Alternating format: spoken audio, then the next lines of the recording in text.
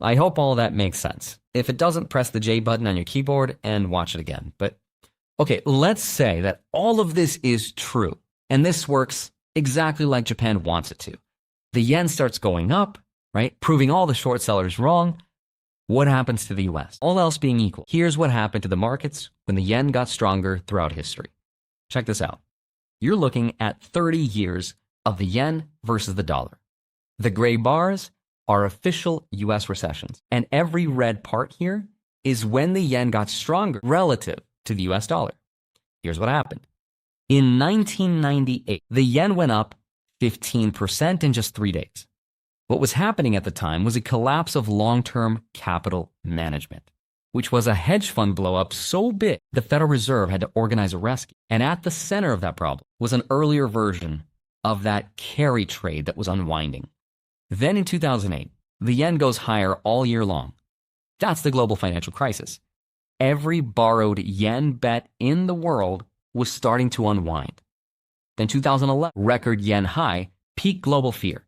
2016, Brexit, same thing. March 2020, COVID crash. Yen goes up while everything else in the world was being sold.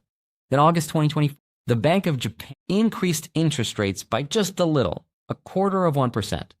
The yen went up, and a part of that carry trade started to unwind, and in one day, Japan's stock market went down 12%, the worst day since 1987, and the US stock market went down 3%.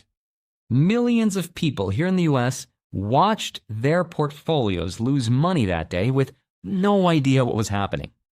Nothing happened in the US, but something was happening in Japan. So basically what we know is that every single time the yen got stronger really fast, it meant that markets somewhere in the world were starting to break. Now, the yen going up is not what causes these things to happen. It's usually the other way around. A crisis happens, the borrowed yen trade unwinds, everyone buys back, and the yen goes up really fast as everything else goes down. So the yen kind of like a proxy or a measure for how much global leverage there is, how much money borrowing is going. Now today, obviously the yen is not going up. It's a very weak money. It's having a hard time going up, partially thanks to the world betting against them. But what makes this time so is that in 1998, in 2008 and 2020, the yen going up was not intentional.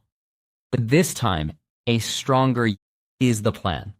So all the things we talked about in this video, like the repatriation, the rate increases, Article 589, all of that looks like that the goal of Japanese policy right now is to make this line, to make the yen